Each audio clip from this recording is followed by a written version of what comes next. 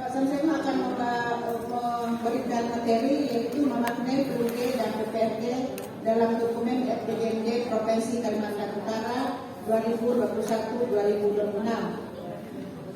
Kami persilakan kepada Pak Samsemun untuk sekaligus memperkenalkan diri.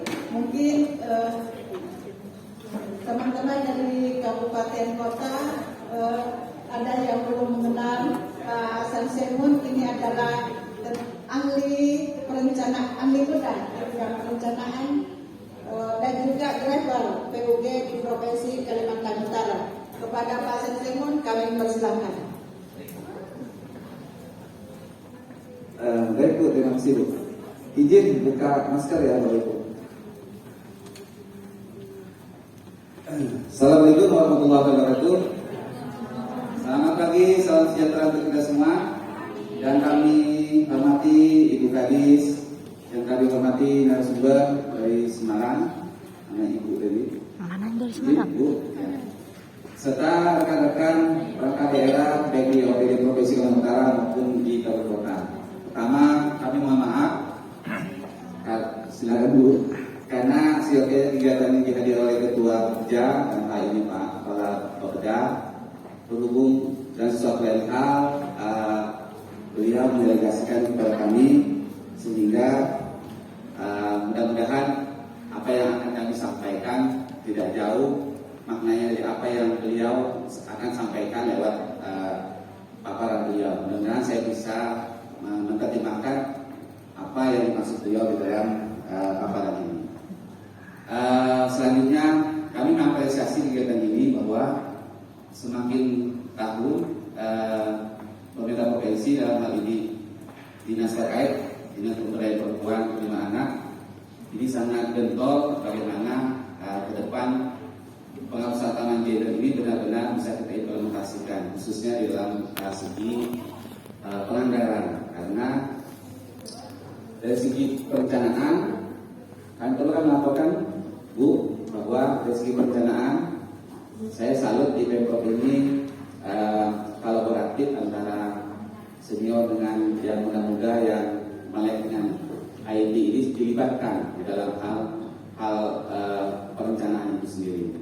Tetapi memang di sisi lain kami selaku yang menggiati atau tupoksi tentang perencanaan terkadang ada hal-hal lain yang mungkin kami beri catatan. Misalnya aja apabila dalam hal pengambilan keputusan biasanya banyak para pihak yang tidak melihat bagaimana kita melihat permasalahan-permasalahan atau isu-isu strategis yang ada sesuai dengan tupoksi kita masing-masing. Bapak Ibu yang kami hormati, sebagaimana kita ketahui bahwa Perda Nomor 5 Tahun 2021 tentang RPJMD Provinsi Kalimantan Utara 2021-2026 telah kita ketahui bersama. Di sana mengisi berbagai macam program kegiatan komitmen antara kepala daerah kita dengan anggota DPRD kita, di mana dalam penyusunan tersebut sebenarnya kita semua tadi berdasarkan kalimat kami tadi belakang kita semua terlibat, khususnya rekan-rekan yang bergerak di sektor perencanaan dan atau kita sebelum masuk ke lingkup FGD biasanya pemimpin masing-masing kantor itu mengajak stakeholder yang ada, baik itu Pak Bidang sampai staf-staf biasa untuk terlibat atau berkontribusi bagaimana sama-sama merumuskan program-program untuk mendukung program kepala daerah, termasuk program yang memang tupoksi kita masing-masing. Selanjutnya kita berupaya bagaimana program-program dalam Perda tersebut itu sama-sama kita kawal penganggarannya. Nah, yang selanjutnya sebelum kita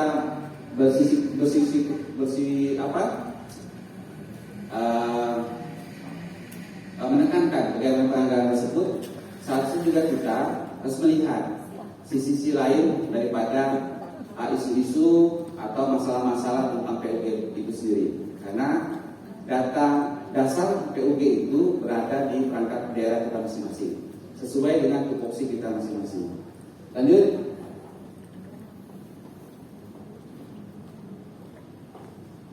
Next, oke. Lanjut halaman 3.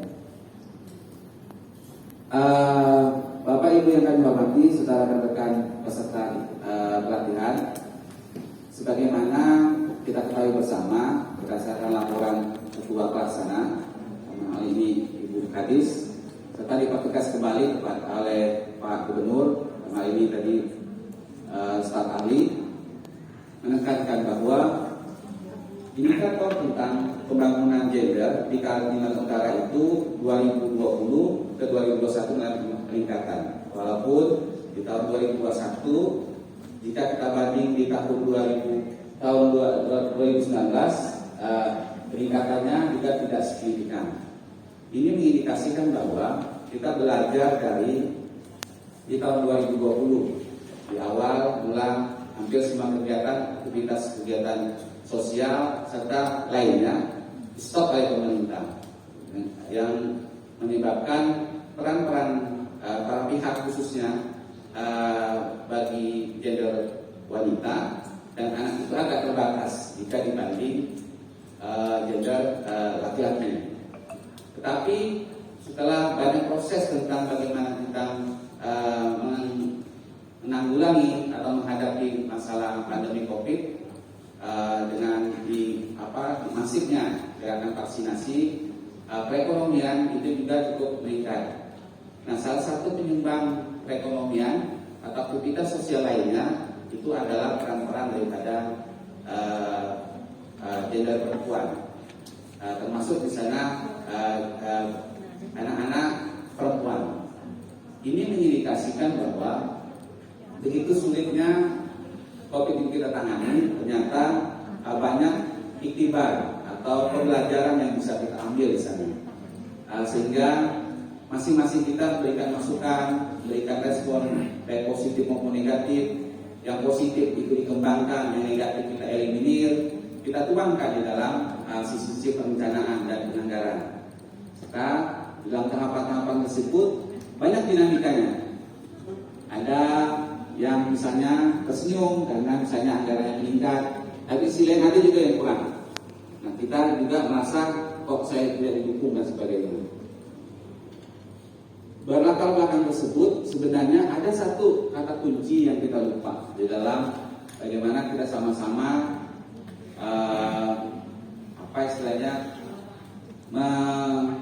mempertahankan dokumen-dokumen perencanaan kita, baik itu RPJMD, Renstra, Tareja kita. Terkadang kita sebagai staf lupa membuat analisis kenapa anggaran ini bisa meningkat, kenapa anggaran ini tidak meningkat dan sebagainya. Kita hanya cenderung bekerja rutinitas saja. Yang kedua, kita kerja terkadang sibuk dengan hal-hal yang tidak prinsip. Contoh misalnya di era digitalisasi, sebenarnya kalau saya perhatikan di sini mau 95% adalah pemuda, bahkan disebutnya milenial. Ini rata-rata di atas kelahiran tahun 2000-an. Karena pengertian milenial itu apabila dia tercatat lahir di tahun 2000. Kalau di bawah itu tidak.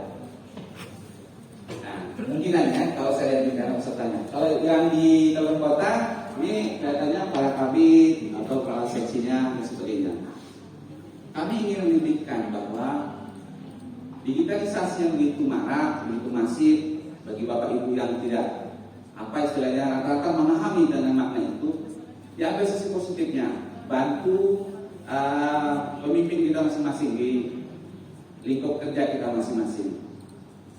Satu contoh misalnya, kalau kami sejak berdiri Kaltara itu tahun 2013 sampai hari ini, khususnya di bidang sosial budaya, jika pekerjaan itu mampu dikerjakan staf, jarang aplikasi dengan pihak lain. Pihak lain itu kami libatkan dalam hal untuk mendalami atau bagaimana membantu sehingga masalah-masalah yang internal kami bisa kami atasi, mereka juga bisa berkontribusi sana, sehingga kita bisa menekan pembiayaan. Yang kedua, staf-staf yang ada itu memahami apa saja yang harus mereka kerjakan. Yang dampak selanjutnya adalah staf yang bekerja di sektor itu juga dia merasa memiliki pekerjaan itu. Karena apa? Karena mereka walaupun ribet, tapi mereka dapat pengetahuan yang lebih, dapat juga kesejahteraan yang lebih. Nah, makna-makna ini karena mereka, saya lihat waktu itu mereka rata-rata muda-muda, mereka paham dengan bagaimana melihat satu konsep, bagaimana melihat mereka memaparkan yang suka main sosial medianya, yang suka macam-macam, itu kita kombin, kita ilustrasikan sehingga hadirlah di sana staf-staf yang cukup mumpuni dalam pengertian analisis pathway-nya ya, dalam artian analisis pathway-nya. Tetapi kalau bicara tentang bagaimana penganggaran, bagian perencanaan yang baik dan sebagainya, khususnya tentang perencanaan mereka cukup bagus. Tapi dalam pengertian memperjuangkan alokasi anggaran karena kita masih mengadop tentang staf itu hanya asal ada stigma, staf itu hanya bantuin pimpinannya atau kelas seksi dan sebagainya. Padahal kalau kita bisa berkontribusi, kita bisa menempatkan diri sebagai seorang penggerak di suatu organisasi itu, staf itu mungkin dia bisa sebagai decision maker. Nah, kami lihat banyak sudah sebagian pemimpin-pemimpin perangkat daerah arahnya ke sana. Nah, ini menandakan bahwa jika kita bisa berpartisipasi untuk hal ini, organisasi kita itu bisa jauh lebih maju. Selanjutnya, kami juga melihat bahwa data-data sesuai dengan tupoksi kita masing-masing untuk bagaimana kita PUB ini bisa nanti seimbang dengan perencanaannya, anggarannya, serta data-data kekinian, sehingga isu yang kita angkat, masalah yang kita bahas itu benar-benar pas kita tuangkan dalam penganggaran bisa menjawab indikator-indikator yang memang itu ada di daerah kita masing-masing. Yang selanjutnya, kegiatan suatu aktivitas perencanaan, menganalisis suatu kegiatan atau suatu isu atau penganggaran itu rata-rata sudah berbasis IT. Nah, yang paham dengan hal ini adalah peserta rapat ini, peserta rapat ini yang saya perhatikan. Kenapa? Karena mereka begitu cepat update, cepat memahami jika dibanding yang lama-lama, pola-pola lama. Kalau pola-pola lama itu sifatnya cenderung hanya menunggu, bekerja hanya musiman, sifatnya rutinitas dan sebagainya.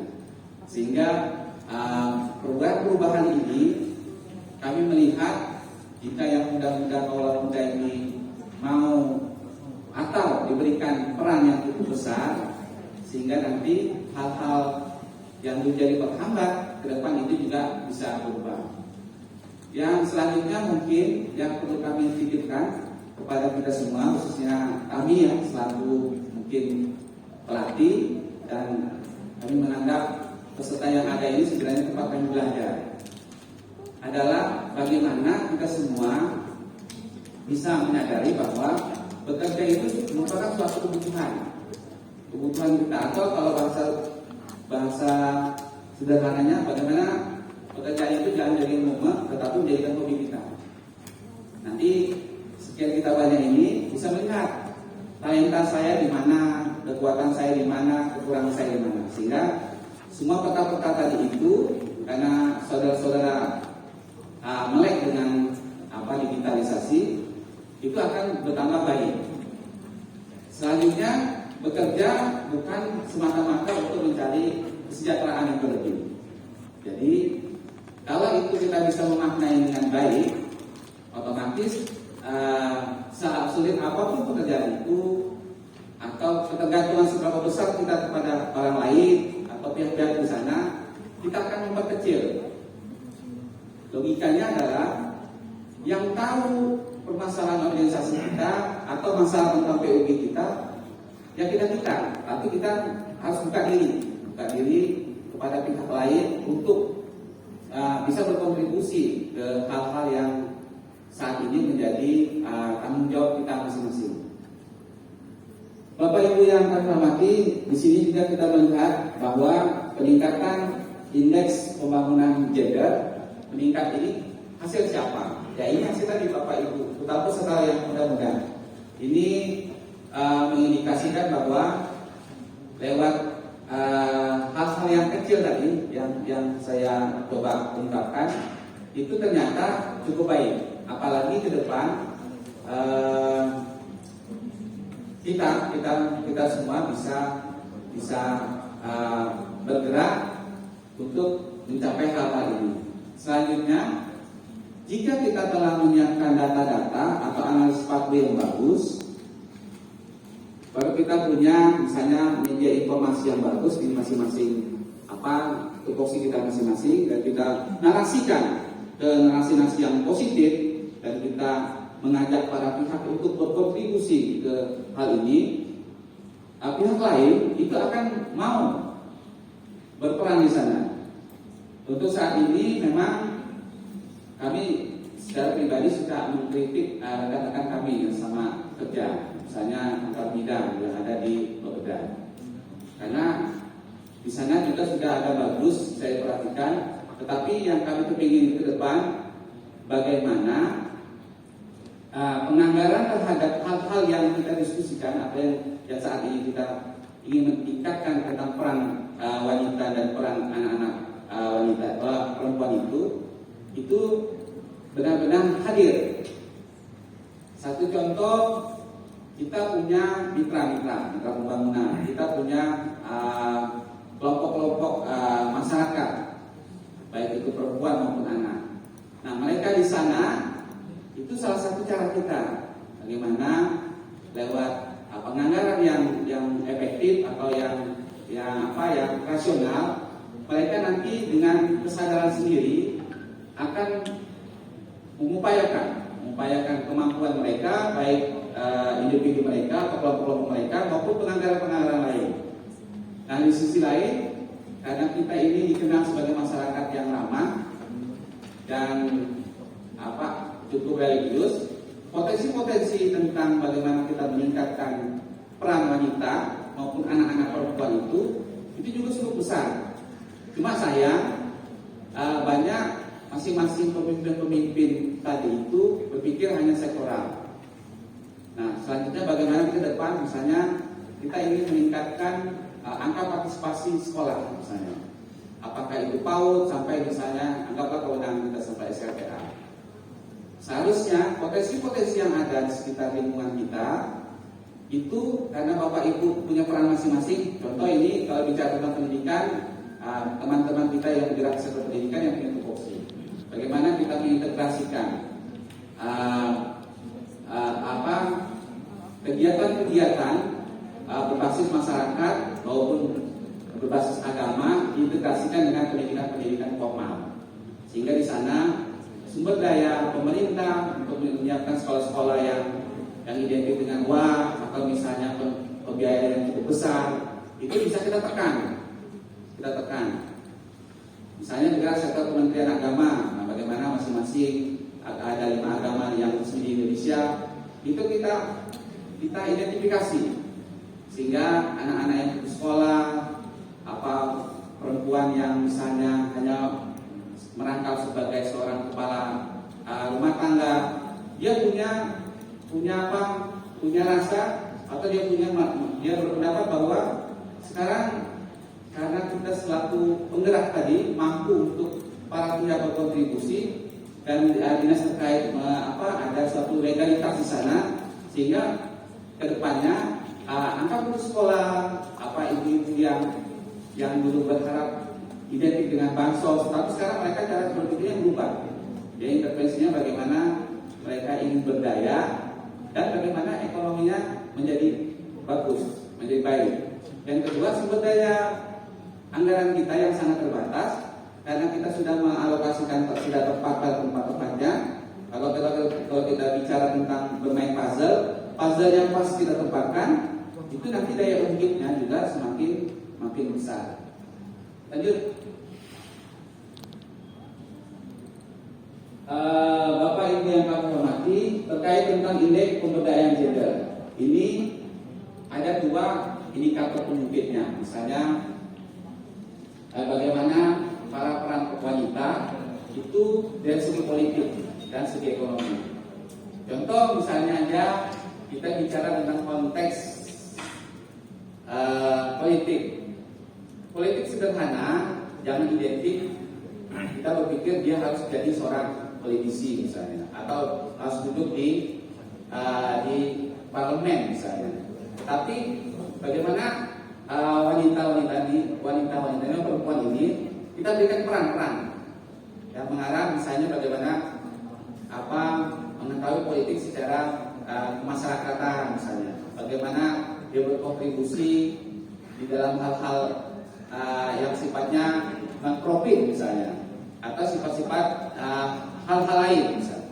Di sana sebenarnya kalau kita melihat konsep masing-masing kita yang ada di lingkup kita masing-masing, sebenarnya peran-peran ini sudah kita laksanakan Bapak Ibu.